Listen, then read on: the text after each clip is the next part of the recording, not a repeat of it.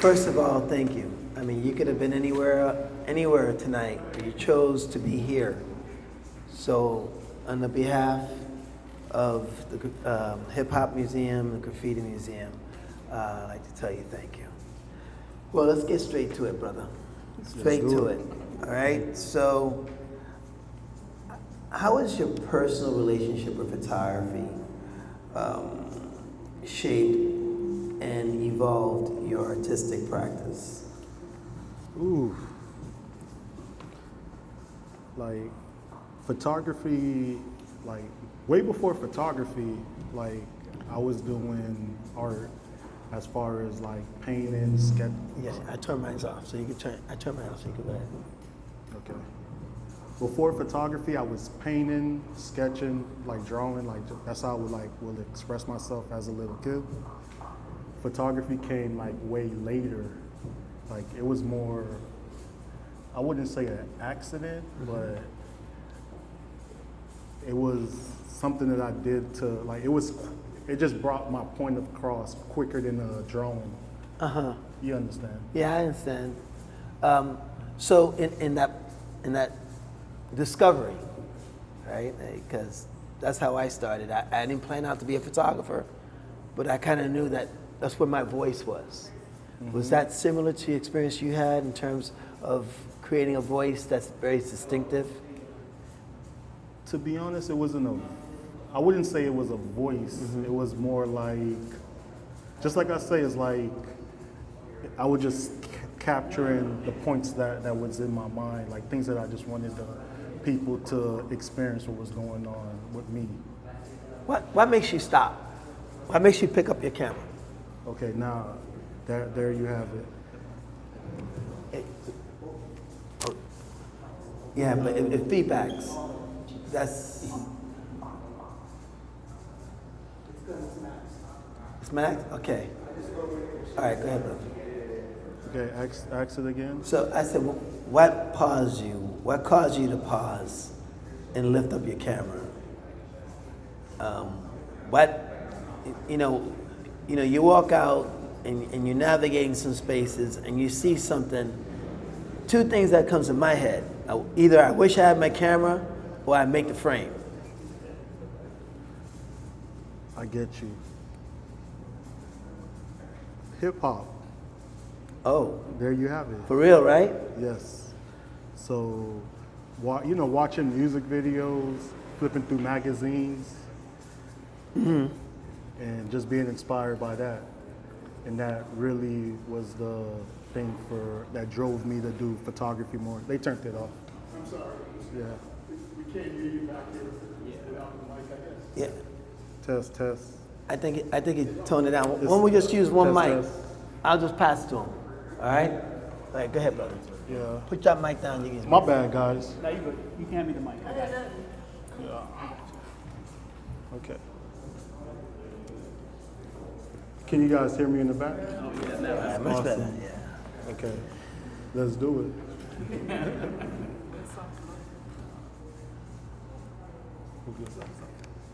Okay. Yes. I'm ready for you. So the question is you said hip hop, right? Yes. Hip hop kind of it's kind of your driving force towards your work. So my question to you is, how has your practice, how has being a photographer, being a artist, being a filmmaker, how is that all tied into the work you're doing now in terms of hip hop and the images that you're creating? I'll say life experience. Right? Okay. Well, give us some. Give us some life experience. If you're going to put it out there, we're going to talk about it. Yeah. Okay? In that case, I mean, if you ask it to me in details, then I could be like, okay, boom. I usually don't interview guys. Like, I can speak very candidly. Yeah. So based on the questions, I'll be able to answer. Okay. Just growing up in the inner city of Miami, like, I will just see, the young guys, like, on the block, like, the music they playing, like, the activities that was going on. and that's what got me more into like, you know, wanting to capture every day in my neighborhood. You follow what I'm saying? Yeah, for sure. One of the things I've noticed about your work, though, there's this isolation. You're able to take these really, really famous people and strip them down to human beings, right? You strip them down to human beings. So I see them as less as icons, but more as, I hate to say it, artists, right? I mean, props to you, because that's not easy to do, folks. That is not easy to do, because most people who are creative can't get off the stage. How do you get them off that stage? I mean, it's like this situation here. Like, I'm here, there's a bunch of people in the front of me, and like, many things in life is like a performance. Like, when an artist is in the front of an audience, they showing you what they want to show you. Personally, myself, I have a difficult time to perform and pretend and to like show myself as high, or, you know, like, I don't do that well. So when I meet people, I want to know who you are for real. Right. So like, if I'm seeing an artist for the first time, I know what you say in your music. I see what you say in your interviews or whatever. I could tell it's a performance because the words are like, they pretty tailored. Right. You know what I'm saying? Right. They say all of the right things. Uh-huh. If you're in front of my lens and I'm having this one-on-one with you, like, who are you for real? And that's what I want to capture in the image. Well, let's go to Wiz, right? Picture you have on the wall back here, Yes. right? He's walked tied up, right? He's not even looking at the camera. He's not even looking at you, Yeah. right? He's in a space, and this is the thing I was referring to by isolation, right? He's in his own space, though where he's standing is public. But somehow you're able to capture that mental space he's in. I mean, am I going down the wrong hole? No, not at all. Right? So and it repeats over and over. If it's inside space, outside space, if it's in a car, you seem to have this ability to catch people when they're natural in their own self. And I think that's why your pictures work. Yes. I think that's why your pictures work. There's no dependency on aesthetics. You seem to capture the soul at the price of the flesh. So talk to me about that process, and how did you come to that mindset that this is something you want in your frame? Or was it something conscious? It might have been subconscious. It definitely could be self-conscious. I believe like it's like whatever space I'm in at that time that I do the work. And it does depend. Like, it depends on the project. If it's an album cover, like, I go into the studio with the artist, I'll listen to music. Sometime I will hang out with the artist, like, we'll go out to eat, probably go to their mom's house. Like, you know, just go to different neighborhoods, and I will relate, whatever I see of the artist, like, I will relate it to me. Like their upbringing, like, wherever I could connect with them at, it's easier for me to tell their story through my images, if that makes sense. No, it makes a lot of sense. Who was the first person, hip hop artist that you photographed and you had to say, "Oh shit, I can't screw this up"? None of them, to be honest with you. Okay. All right. No, that's important. That's important. Listen to what he said.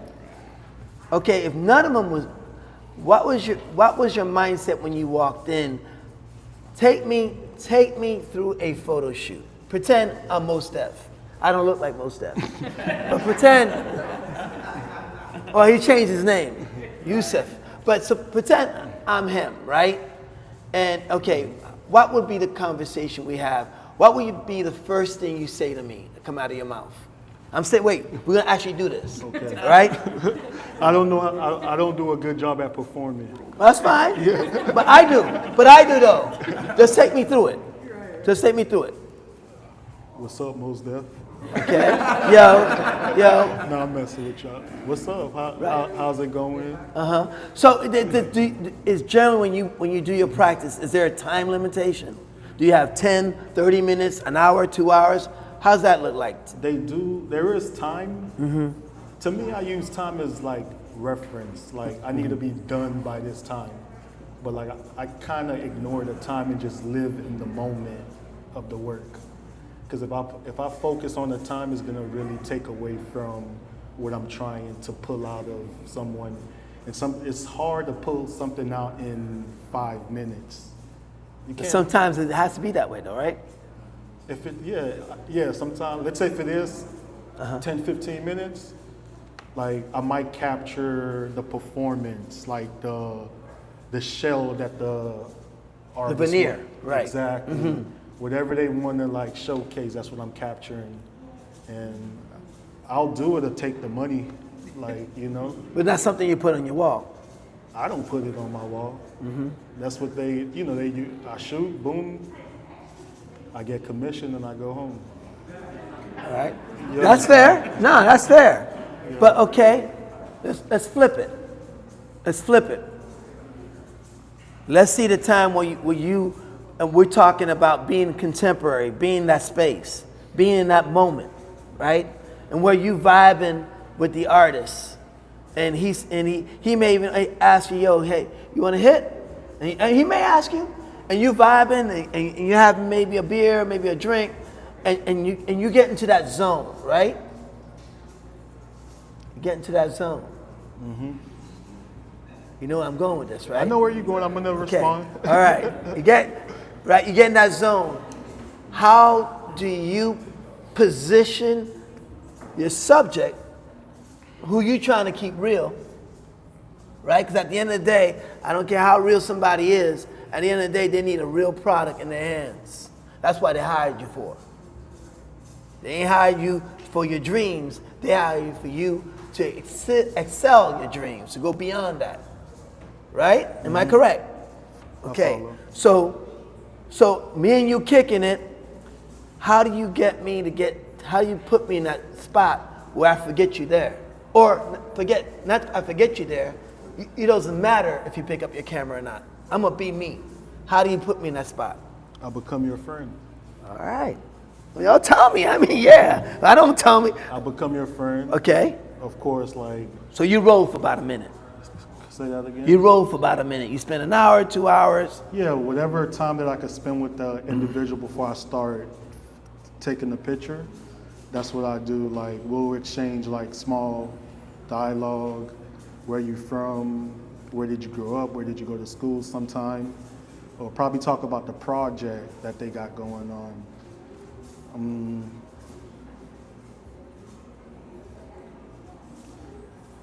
Like that, like just try to see whatever headspace that they're in, and wherever their headspace at, like I'll match it,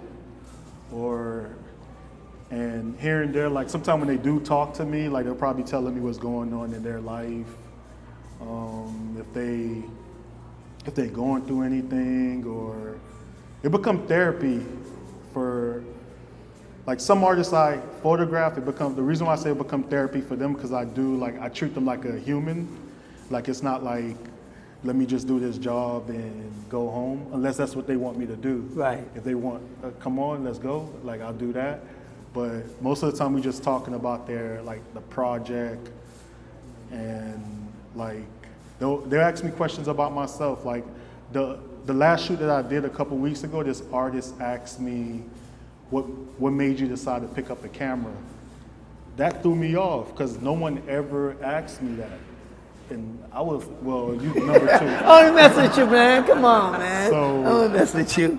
When he asked me what made you decide to pick up the camera, I'm Right. like, yo, like Right. he's asking me questions about myself. Right. Most of the time I'm asking them about them and stuff. That's what to help me to tailor the work that I want to produce with them. You follow? I follow And then 100%. In between our conversation, then I start to capture them because all of the guards are down. Like the performance, like the stuff that they want you to see on television is no longer there. Now I'm just looking at this person if I was back at their mom house. Right. In the backyard and at the family cookout. Right. Like that. And Okay. that's what That's dope. Yeah. That's dope. Because, you know, as a photojournalist, that's a technique. It's not a technique, it's my process. Yeah. Right? I have to meet, you know, we have to meet people where they're at. Of course. Right? Like sometimes you with the talent or the client or the subject, and they're not in the right mind space. Yeah, Right? How do you handle that when they're not in that right mind space? You Like a homie's boy just got arrested the night before, and you like, how do you handle that?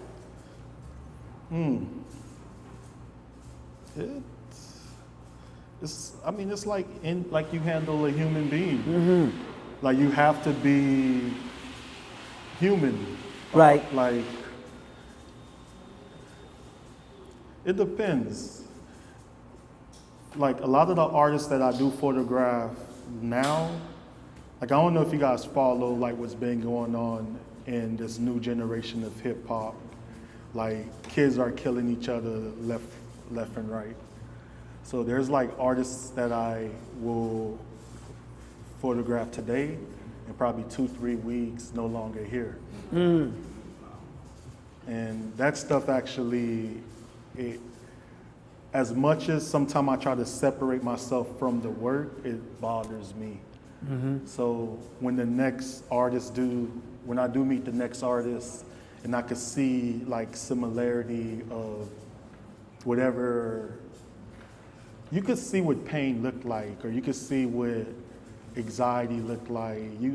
If you really like pay attention to a person, like in their movement, or like if they constantly puffing on a joint, or like they have to be sedated to be in front of you to work with them, there's something going on that's deeper. Right. So at times, I'll try to encourage them, or like anything that I pick up on, I'll just simple dialogue, like even like this is my high school teacher right here, like Yo.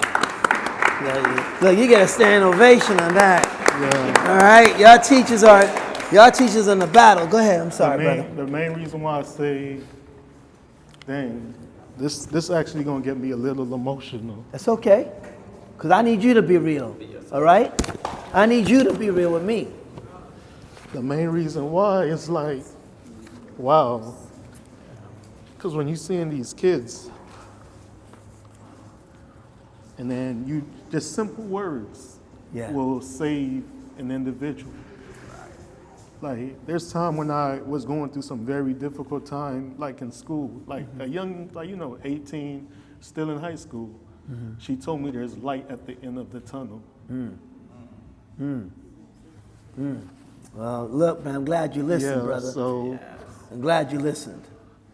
yeah, of course. But the reason why, the main reason why that got me emotional, because like there's a lot of these kids that I do work with, they not here. And there's time that I capture, like you can see what's going on, you do exchange conversation with these guys, and like sometimes I feel like I could have talked about, like go more. You understand? Oh, I do understand. Yeah. So on that tip, does that put a lot of pressure on you to make sure that you represent that human being the best way you can? Because that may be the last statement that human being makes. I don't feel the pressure. It's just like I don't view, like, because like we got hip hop or whatever, the culture that you guys started like in the 80s. Now, why you gonna date me, bro? Because it ain't about me right now. Because it was supposed to be. You see what you just did? Because it was supposed to be positive, right? I'm gonna mess with you. I know. Because it was supposed to be something positive, like they was rapping about, Right. like the struggle, upbringing, like trying to make it out, and seeing where it's at now, it's like, reason why I'm even saying all of that, because before it was just like fun. It was a lifestyle. It was a culture. Right. It was to like uplift people, to bring people out. And now we turn it into a product. Like humans are products now. Right. Pushing businesses. And so are the narratives, right? Exactly. So the narratives that work, the narratives that can be taken to a marketplace and that could be monetized is the narratives that they're gonna put money behind. Exactly. So if it's all about shooting and killing, and that's what's going on. Uh-huh. And so like, and so when they rapping about shooting and killing, I don't want to portray shooting and killing with my word. So like, if you guys are familiar with my word, I try to give artists their moment to be a human in the front of my lenses. Yeah, your frames breathe. Look, I've been in this game for a long time, yes. And I've looked at over, I would say, close to 1 million images. Mm-hmm. Your frames breathe, okay? And I think you're trying to breathe breath to those who are left. Wow. Okay? And I want you to understand what I just said to you. Because that's your superpower. You feel me? Mm-hmm. And it's okay to get emotional about your work and get emotional about your purpose and emotional about your process. Because the same thing you're demanding from these artists, mm-hmm. I'm a demand from you. I know, and you honestly, you got it out of me. Because honestly, most of the time I try to shy away from like doing interviews or panels or anything. Because like, just like I said earlier, it's like, it's a performance. Mm-hmm. It's like I don't understand, like, okay, I get answered these questions. I get asked these questions. It's like, I can't answer one question with just a little bit of word. Right. There's so much layer to. And nuances, right? Exactly. Right? Okay, I'm gonna ask you a question that has a lot of nuance. You're gonna hate me for this one. So let me drink some water. Yeah, get some water. Yeah, you might need more than water, but you might want to get some. You might get another beer or something for you, because I'm gonna hit you with because look, everything I'm asking you is something I would ask myself, and I ask myself every day. I get up in the morning and ask, is my camera a tool or a weapon? I think I answered that a little bit. I want you to answer it again. I'm gonna put the question out to you. Is it a tool or a weapon? It can be both. What is it today? What is it right now? It depends on what you're using it for. Okay, I'm gonna ask you the portrait of Khalif. Is it a tool or a weapon? It's a tool in that sense, because I'm just sharing an intimate moment. Okay, tell me when it's a weapon. I don't use it as a weapon, but it is a weapon whenever you capturing something that's gonna.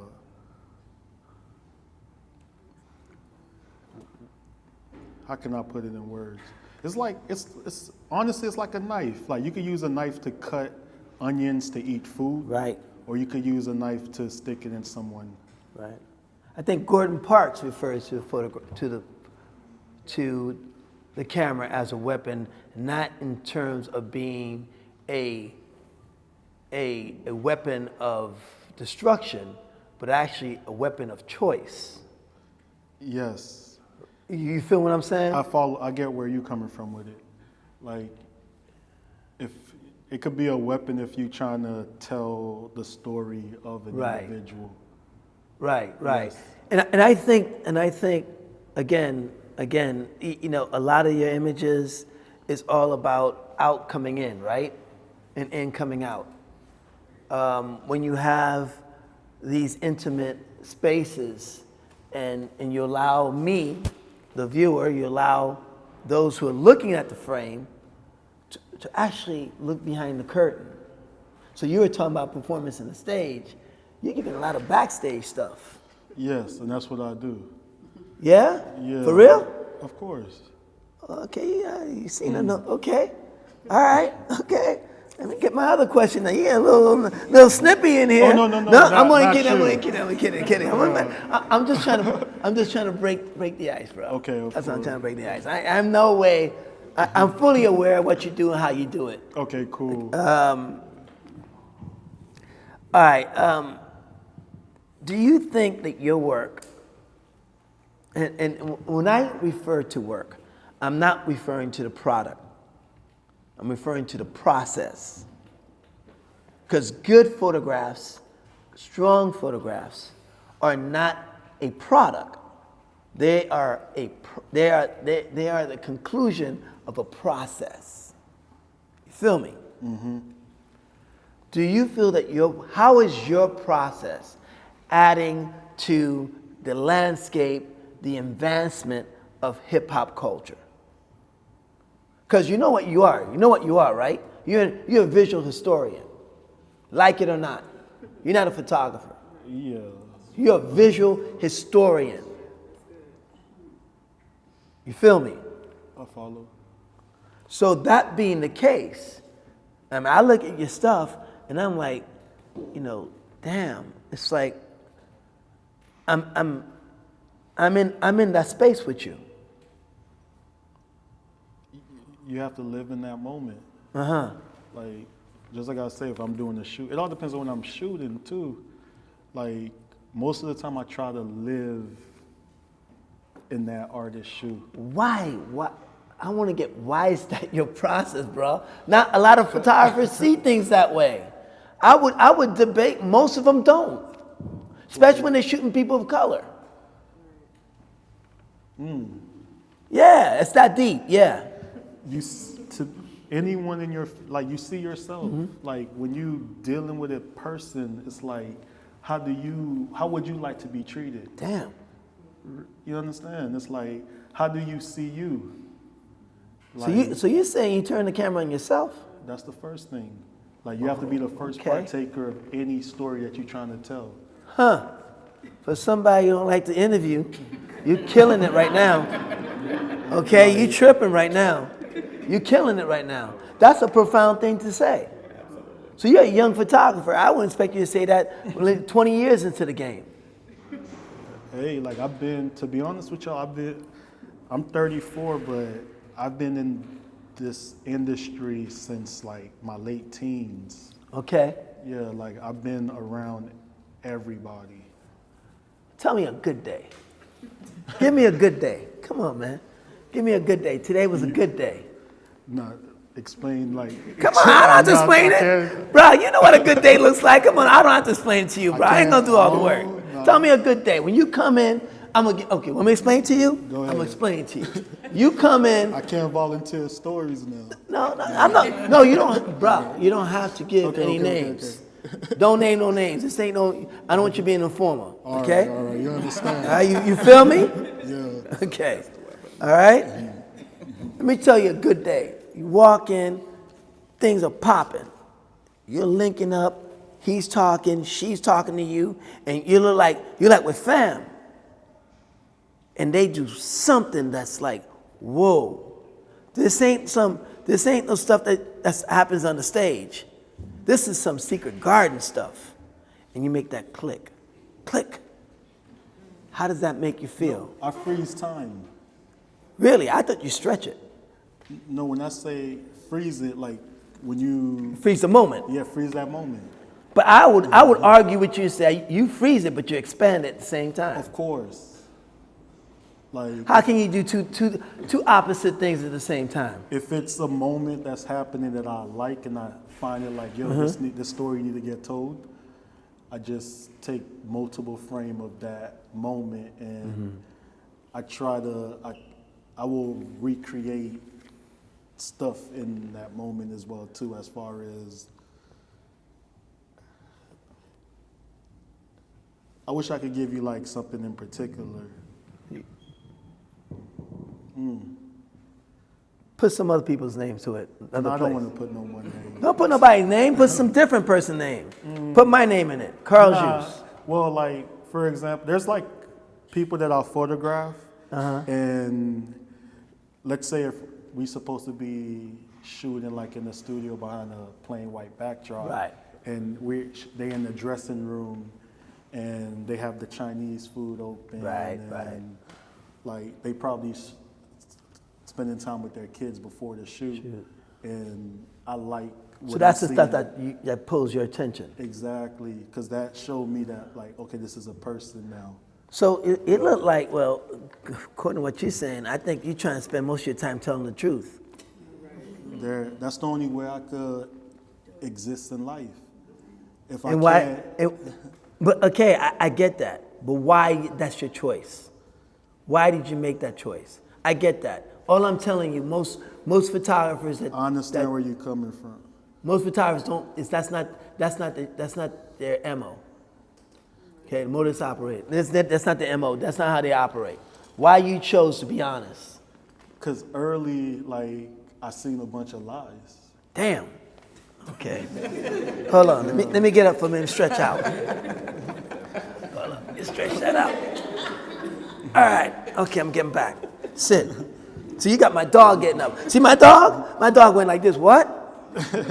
Okay, yeah, he said something profound. Yeah. Stay there though. Nah, cause seriously, early. I was being serious when I got up. Go ahead. Just like I say, like you know. And I ain't performing too. Don't be telling people I'm not performing. I don't perform. You know, just like 16, 17, like, well, even if I could go further back. Okay. Early 2000, you're watching music videos, and then you seeing like the girls, they shaking their butt. You seeing the cars. You seeing that life. Like you looking at, like, I remember watching the Nelly Hot in Here video.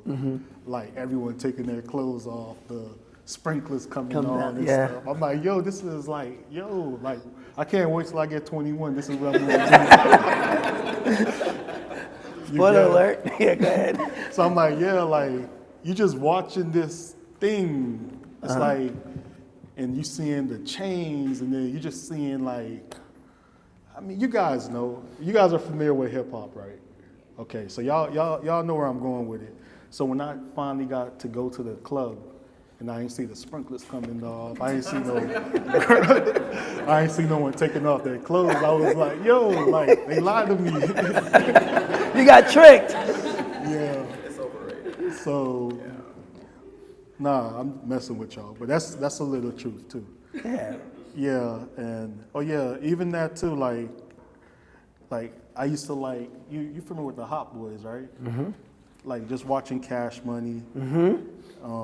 Same thing. The cars, the jewelry, they look just like me, and I'm like, and it just made spinners. Yeah, go ahead. It made you dream of becoming that. Right. Like. Because most of the time, you know, when I was going to school, I know I wasn't going to be like a doctor, a lawyer, or anything. So I could only relate to the people that like resemble me, or that was like, they rapping about struggle. I'm in this struggle. I believe this is how my life gonna turn out too. You follow? I follow. I'm watching your teacher here. She's listening to you. So. Well, I ain't done yet. Hold on. I'm going back to her. So listening to, just hearing the music, watching the videos, and I'm doing honestly, like I'm not doing the things that they saying. It's because we live in what they rapping about. Right. Like I'm on this, like where they shoot the music video, I'm looking at them doing the videos. Like I know who owned the car. I know where that girl lived. Right. So you seeing all of this, and then you go on TV and you seeing how they portray it on television. Right. You get it. And I'm saying all of that to say this. Like, I was chasing that for a very long time. Like, just like trying to become that, because I thought that was me. That's the narrative that was told to me. Like, life is about this thing, this turn up, this thing that people, this performance. Like, you follow? Oh yeah, 100% follow. When you burn yourself out chasing that, and again too, just like I was saying earlier, when you're seeing the result of what's going on with a lot of the young men, and then you're seeing like, you seeing you see that they, like, a lie is being painted, and that's what people are digesting. And for me, it's like I have a hard time to reconcile that. Exactly. So I try my best to just tell the truth, like what's really who is this artist really, not the performance, not the last person's story, but who are you as an individual. Right. I think we both do very similar things in terms of trying to peel the onion, right? And trying to understand, trying to find self in strangers. Mm-hmm. Okay, how do we approach our work to where our images is no longer about a stranger, but it could be your uncle, it could be your aunt, it could be you. And I think that takes an enormous amount of courage. And I was saying, I was looking at your teacher. I think that's what she was telling you. You got the courage. And you to put yourself in a position that's so vulnerable in front of strangers and to strip yourself down. You feel me? Of course. And that's where a lot of the work happens in the work that I do. Y'all hear that? It is vulnerability. Like if you... Yeah, you shout. My bad, guys. It's all right. You're doing it. You're doing it. Like, if you're not vulnerable, if you're not yourself, you remember I said you have to be the first partaker of what you're trying to, the message you're trying to say or what you're trying to pull out of people. Mm-hmm. So if I'm not showing you me, the human form of me, how can I capture the human form of yourself? All right. Do we have any questions out in the audience? Anybody have questions? Okay, I don't know how we're going to get the mic to you, but if you could do us one favor, raise your hands, stand up, tell us who you are. Stand up, tell us who you are, and then pose your question, please. My name is Alessandra, and my question for you is, what is one of the most beautiful moments that you've ever observed? He had to take a drink. I'm going to join you in that one. Recently an artist, taking pictures of people with their kids, especially like artists, because like I shoot a lot of like street artists, and so a lot of the time you see them as like this tough person or, like whatever they sharing on social media about them. And then when I see how they interact with their kids and seeing like the softness of them, it melt me away. And then like I will like interact with their kids as well too, and just try to. And also I will encourage the artist and be like, hey, this is why you need to, continue doing what you do. You have to set a good example for this guy. I'll say that. Yeah. Anyone else? Well, I got more questions. Go ahead. Hold on. I'm gonna give you question number 6. Yeah, you got a question? Oh, okay. I was like you were saying that you, before you got into photography, you was doing painting and those types of things. So I'm just curious. My name's Andre, by the way. Good to meet you. Good to meet you, Andre. What artists influence you or inspire you through photography or any work?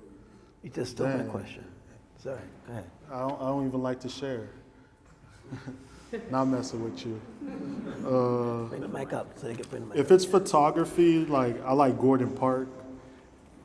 Well, everything with me it all depends on what it's for. Like if it's sometime I would like an artist's backstory. I'll be inspired by they beating the odds or different obstacles they went through type of thing. And some artists I just like their work. So as far as photographer go, I like Richard Avedon, Gordon Park, or Albert Watson. Painters I like Picasso because of his story and the lifestyle of art. I like Basquiat because immigrant parents, dad wanted him to go to school and be one thing, but he pursued an art career. I like George Condo because of his work, as far as like the contrast, different like the colors, yeah. And I don't want to say much because You gonna give out your secrets? not secrets, but like it's just like messing with y'all. All right, I got some. I got something. All right.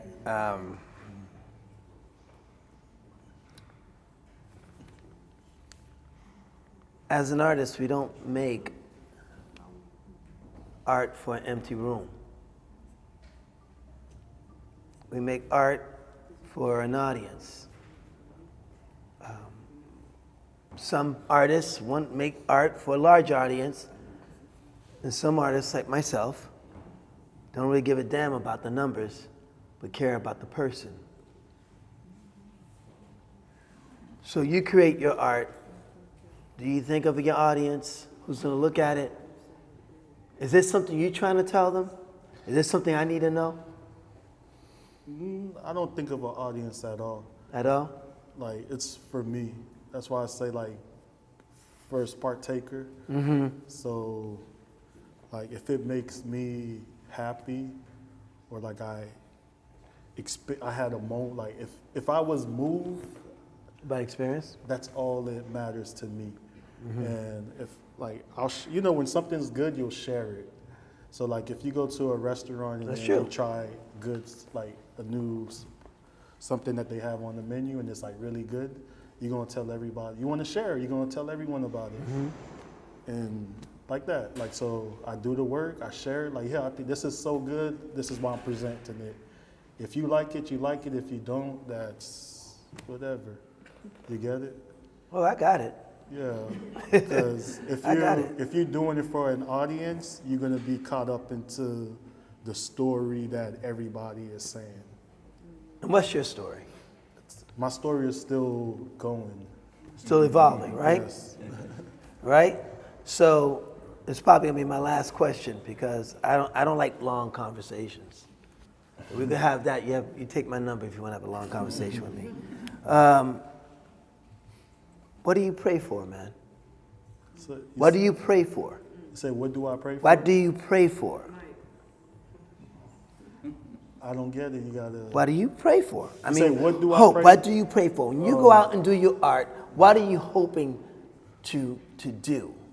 Other than what you already shared with me, that you want to connect, you want to remove the veneer. But that's 1 + 1 + 1. What does that equal? That's what I want to know. I don't have the answer. You never will. And That's fine with me. because, like, like you just, every day you learning, like everything that I thought that I knew, you gonna learn quick that you don't know. And just like I say throughout, like, a lot of things is performance. Right. Like, what is, like, the truth behind just yourself, what you do, why do you do it? Like, you get it? Has the truth ever hurt you, man? Has the truth ever hurt you? If the truth don't hurt, like, that mean it wasn't the truth. You didn't answer the question. Of course. You- That's the answer. If you was never hurt by the truth, it was not the truth. Okay.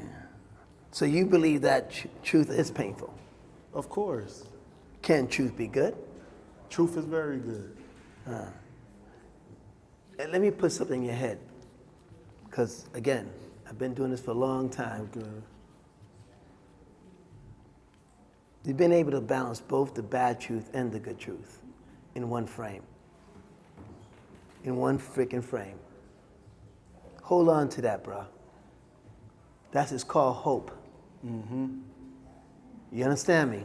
I follow. That is hope. And that's what art gives us. All this stuff you see here, all this stuff, this is why this building exists. This is why we go to museums. This is why we listen to music. This is why we put our soul on paper. Because I don't know anybody in this damn room who can't use a little bit more hope lately. Yeah, like art, like, and echo what you're saying. Like, it's supposed to move something. Like, when you're looking at an image, if it does not do anything internally, like that image didn't do its job. Like, if you don't feel from it. 100% agree. Bruh, your hope, brother. Appreciate you.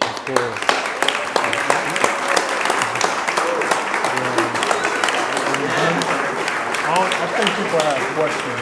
Huh? I seen somebody raise their hand. Oh, somebody got a question? Oh, well, Terrence. My bad. Like, Go ahead, my bad. Why you hiding back there, bro? So I work with a lot of the young artists here in Miami, and I appreciate you shouting out your teacher. As a former teacher in the classroom, I realized that we are like a fountain line to gifts and talents. We really can speak life or death to a child. of course. And so I know they're recording, and I just want you to be able to tell a young person that doesn't have a teacher like that, a teacher like I was, right? Tell that young person what was it that made you still wake up, go to school, do what you had to do, make the right choices, or the best choice you felt like in that moment. If you could just find that one moment that said, this is what I did, could you speak that life into another young person? And I'm saying that because I had Terrence Price, Yeah, I know Terrence. Reginald, I know you. I know Reginald as well. I had all these guys, and we looked over them, like Purvis Young. Mm-hmm. Look over these artists that are amazing, and then when somebody else gets them, and then shoots and shots, we can't afford them. I want you to speak that, so if you can just, all these cameras, let them all have it. Oh man, that's pretty loaded. But it's really what helped me is like people that believed in me, like, cause growing up you hear many things like about yourself, like, or sometimes you view yourself based on your circumstance, like, oh, someone called you dumb and now you think you're dumb. This girl called you ugly, now you think you're ugly. And so I think that's a lot, like those words are what like kind of like bring individuals like to believe in, like they think of themselves as what people are saying of them. But if you have like my teacher here or people like yourself, a parent, if they continue to speak life into the kids, like encourage, like simple words like of encouragement, to be honest with you. And like every time that I was gonna do something that was not good, like by me talking, like now I feel like I don't want to tell on myself, but I lived a life of crime, like as a teenager. So I'm trying to say it in a way that like, cause I know I got these mic and I got the cameras. No way to hide, bro. I'm like, no, I'm telling too much. I don't. Next thing you know, they're gonna come after me. Nah. Let me stop. Nah, but all in all, like whenever that I was going through a very tough time, like I will think of that individual that look at me as like better than I looked at myself. Like in elementary school, like I did not even know I was an artist. It took a teacher to tell me, like, because I was, drawing in class or whatever. And she's like, wow, this is amazing. Like, can I have it? And I'll give it to her. And then she's like, make sure you sign it because you're going to be famous one day. Wow. And then that right there, I was like, oh, shoot, this teacher think I'm going to be famous. But the kid a little bit before that called me retarded. You get it? And so now, like, I'm constantly drawing and stuff, and I'm gifting it to the teacher, like, oh, I dated it too, so like, yeah, make sure you keep it. And moments like that actually made me like want to continue like to move forward. And when I was living a life of crime, like I had like family, like my aunt right here, her husband, like he will call, like every day he'll come pull up on me, I'll on the block, and he'll just talk to me and say like, bro, like you're better than this, like you follow, right? And then, not to tell on myself, dang. Can't help yourself, right? I know, man. I don't do interviews, but all in all, like, I just would think of those individuals every time that I would do something. If I was to go rob a house or sell Whatever. a nickel rock or something. Sell some pots. And I'm like, yo, if I continue on this, like, this is going to disappoint these people that believe in me and that believe that I'm going to be something one day. You follow. Yeah. Yeah. You spoke to both sides. You spoke to the parent, you spoke to the teacher, and you spoke to the student. I appreciate you. Of course. Thank you. All right. Good job, brother. Good job.